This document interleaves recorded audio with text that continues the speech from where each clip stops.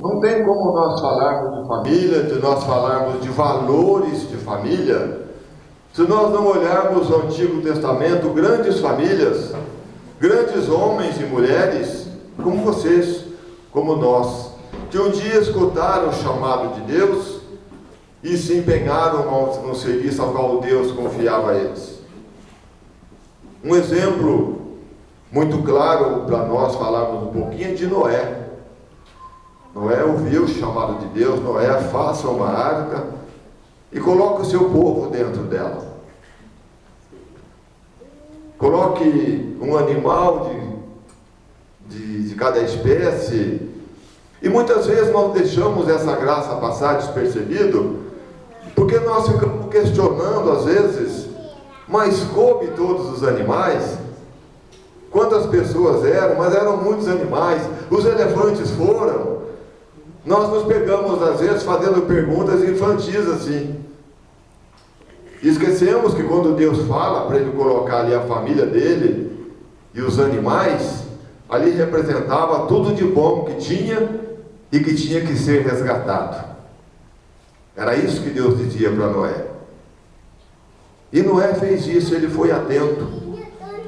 Não foi ele sozinho, foi uma família que se envolveu naquele projeto. Foi uma família que se envolveu num chamado de Deus, porque eles enxergaram lá na frente que tinha alguma coisa a mais para acontecer. Não era ali só a função deles, era lá na frente. Então, se nós olharmos, nós vamos enxergar várias passagens bíblicas onde as famílias inteiras se reúnem, né? Pai, filhos, funcionários, e se empenham numa obra de Deus. E fica uma pergunta para a gente também com relação a Noé. Bom, então tá bom, então encheu. E será que essa água que encheu era mansinha? Se houve um dilúvio? Houve o dilúvio ou não houve? Né? A palavra de Deus, ela vai ser vivida aos olhos da fé. Então fica muito claro que não foi uma calmaria esse tempo que eles estiveram ali. Foi uma época de turbulência, mas eles venceram essa turbulência e de repente lá na frente fizeram parte de um plano para Deus. E é lógico, quando nós falamos aqui Jesus, Maria e José, minha família, vossa é muito fácil nós pegarmos as famílias de hoje, as famílias constituídas por Deus. Eu quero assim também deixar bem claro, quando eu falo assim, longe de discriminar alguém em situação irregular perante a igreja, mas cada um sabe o que passa no seu coração, o Deus sabe o que passa no coração de cada um. Então, não me interprete assim. Então, essas famílias, se nós olharmos os 10 mandamentos, ali nós encontramos todos os valores que as famílias precisam para viver bem. Todos, sem exceção. Se nós seguirmos os 10 mandamentos, ali estão todos os valores.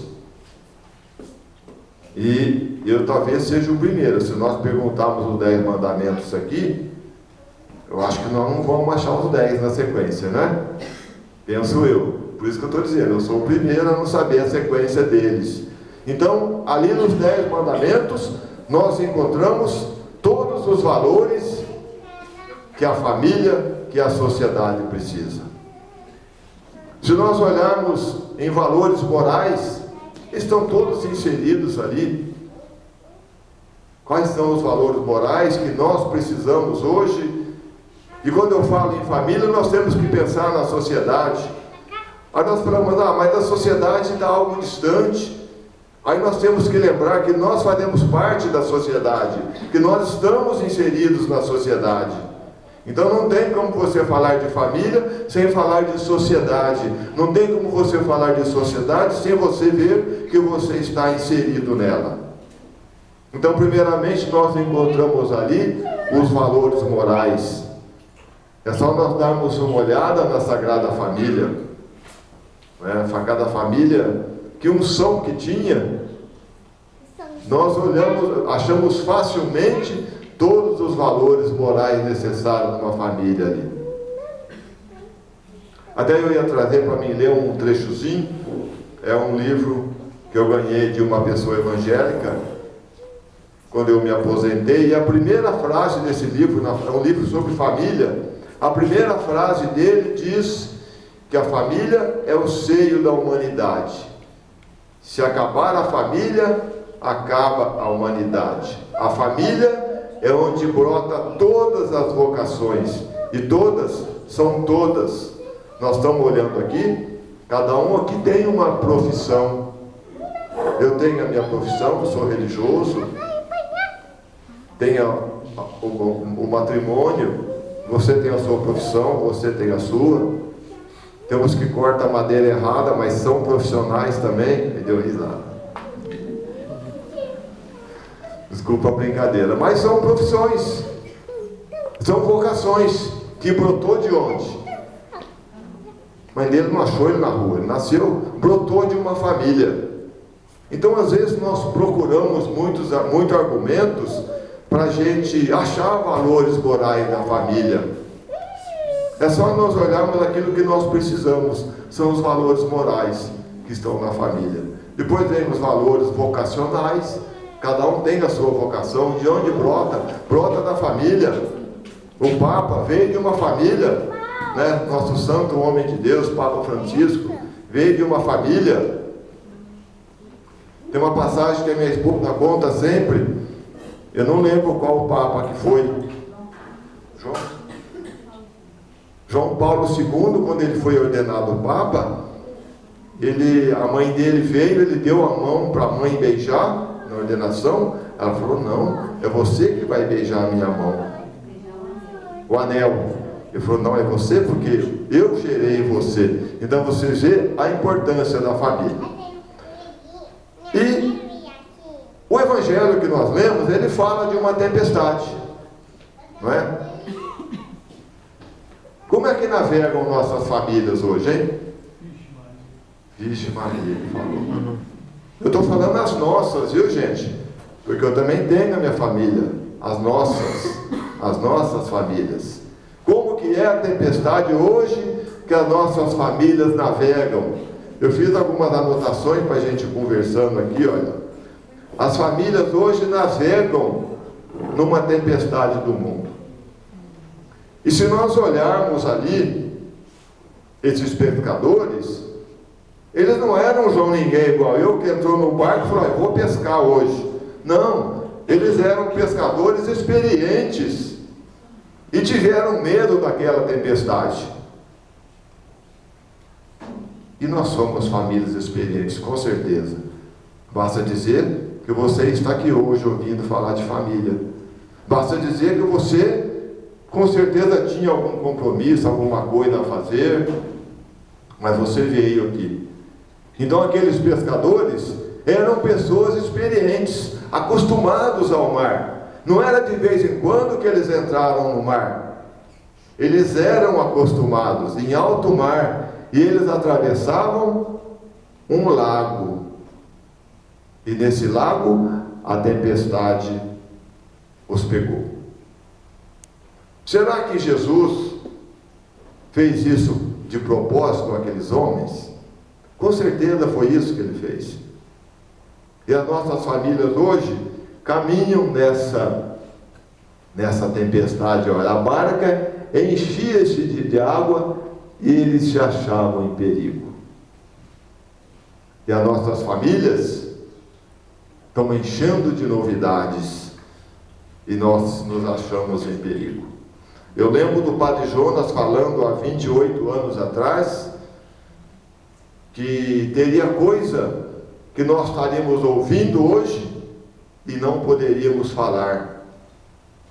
Você percebeu que tem algum assunto que se você falar aí fora você vai preso, você é processado?